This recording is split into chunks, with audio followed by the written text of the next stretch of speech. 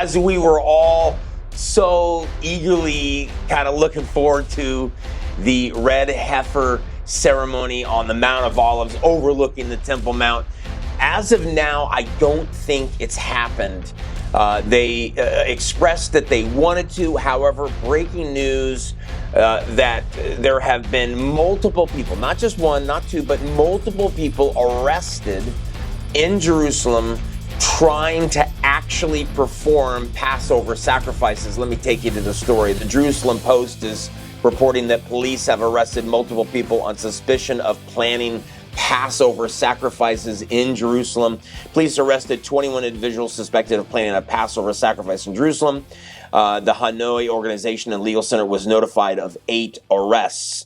Police arrested 21 worshipers on suspicion of planning to sacrifice a Passover offering in the Jerusalem area, the police reported Monday. So the kind of back story here is that every year they attempt to do a mock sacrifice or attempt to do things like this. And so it looks as though, here's the atmosphere that I kind of see in Israel, which is we got the war happening right now between Iran and Hezbollah and Hamas and Israel. I mean, the conflict is extremely, there's a lot of tension there.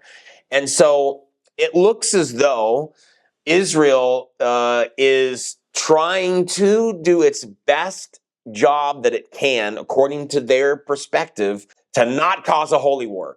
In fact, it goes on in this article to say that they want to keep the peace. They want no religious Jews doing anything that's going to cause a problem. I mean, they straight up say that in this article. So now the red heifer may have been offered ceremoniously. I don't think. I think we would have probably seen a picture or heard about it. If these guys got arrested for trying to sacrifice goats on the Temple Mount or around Jerusalem, they reported here that some of them were like caught with the goat in their hand on, Friday night. So they're trying to do it. So, but the police stopped them. The Israeli police, not the Muslim police, but the Israeli police. So it looks as though the climate, like in Israel, is not to where it should be to be able to even do this type of thing. So what's interesting is I watched the interview, of course, that we played here. In that interview, the interviewee who I asked to be on my show, I said, hey, let's come on my show. Let's talk about this. He actually mentioned we're not where we need to be right now. So is it possible that the climate in Israel is not to where they feel comfortable doing a offering or even a Passover sacrifice, which is obviously true because they just arrested guys trying to do it.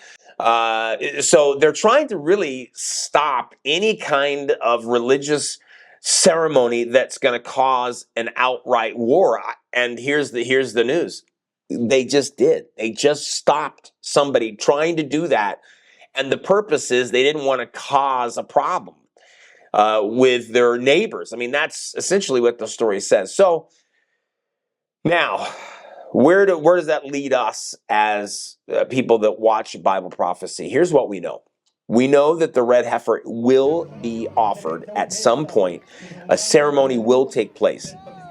It looks as though they're going to have to get permission from Israel to even do this because they're arresting people that try to do it. You get my point? I guess they could do it in secret and like behind, a black, wall of, I don't know, fabric or something. I don't know. And then they would be arrested anyway, it looks like. So it's a very delicate situation. And I don't know how it's actually going to take place. But here's what we do know. Revelation chapter 11, verse 1 and 2 actually says that there will be a third temple on the Temple Mount. In fact, we're told here that it says that he'll measure the court, but leave out the Gentiles because it's been given to them to worship. So we know that the Gentiles, the Muslims, will be worshiping on the Temple Mount, but the Jews will also be worshiping on the Temple Mount. We know this.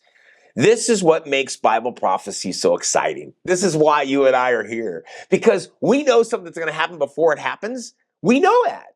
And so we're allowed to tell people because it's in the Bible. That's what makes it so much fun. That's why when I saw this guy the other day saying, oh, he could care less if there's a red heifer, it doesn't even matter, it's blah, blah, blah, blah. I thought, bro, you don't even know about Bible prophecy. I can't believe you'd say that. You don't, the Bible is exciting to me. Whether or not it's Bible prophecy or just a story, it's still exciting for me. So anyway, breaking news, they have arrested people trying to perform Passover sacrifices or offerings. I don't think, according to this article, it was people caught with goats. I don't see anyone caught with a red heifer trying to ceremoniously do this on the Mount of Olives. So I don't think that happened. I could be wrong. It could have happened, and we don't know about it. We won't know about it for a month or maybe so, or we might know about it, later on when they start to build it. They're like, oh yeah, we did that offering, 6 months ago.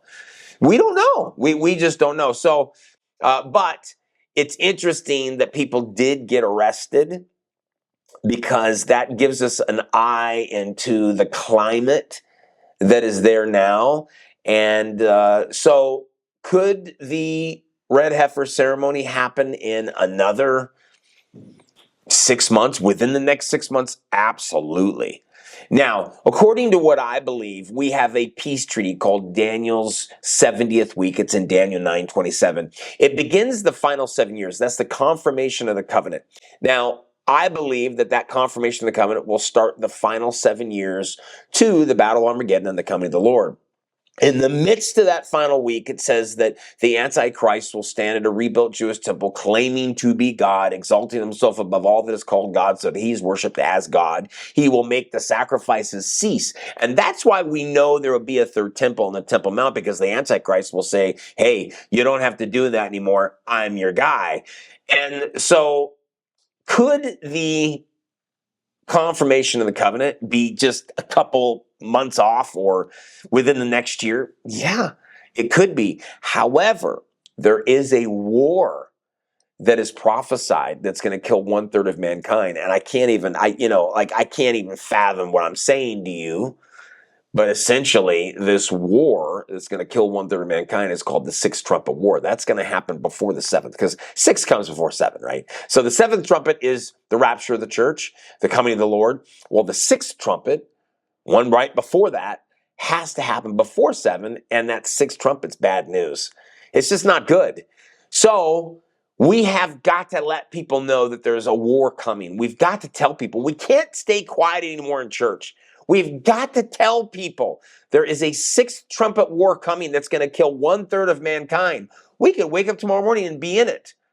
Now, do I believe that it's possible that 6th trumpet war will in fact bring on a peace treaty? Absolutely. I absolutely believe that's probably how it's going to be. Here's the deal. The confirmation of the covenant, it does not mention if that happens before the 6th trumpet or after the sixth trumpet. It doesn't say that.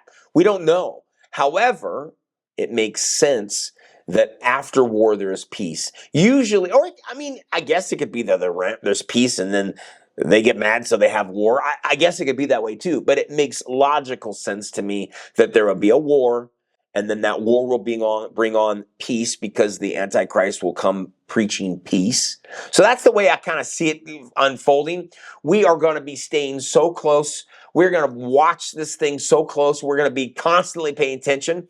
And I pray for the future. I pray for our families. I pray for our churches. We have to get prophecy in our churches. This cannot happen any longer that we just don't even talk about prophecy. We don't mention it. It's not mentioned in our churches. And that's why I have produced a brand new DVD, End Time Prophecy 101, 5 reasons end time prophecy can't be ignored. I believe that there are 5 there's many, but I just came up with 5. You can get it at jessewoodrow.com. It's $20. We'll ship it out to you. But I believe this should be played in churches. We should understand the prophecies, because when you know what's happening in the future, it's not scary anymore. We understand the full picture of God. We understand how it's all going to play out. There's ways that you're going to live and you're not going to live if you know this is going to happen. There are reasons why prophecy can't be ignored.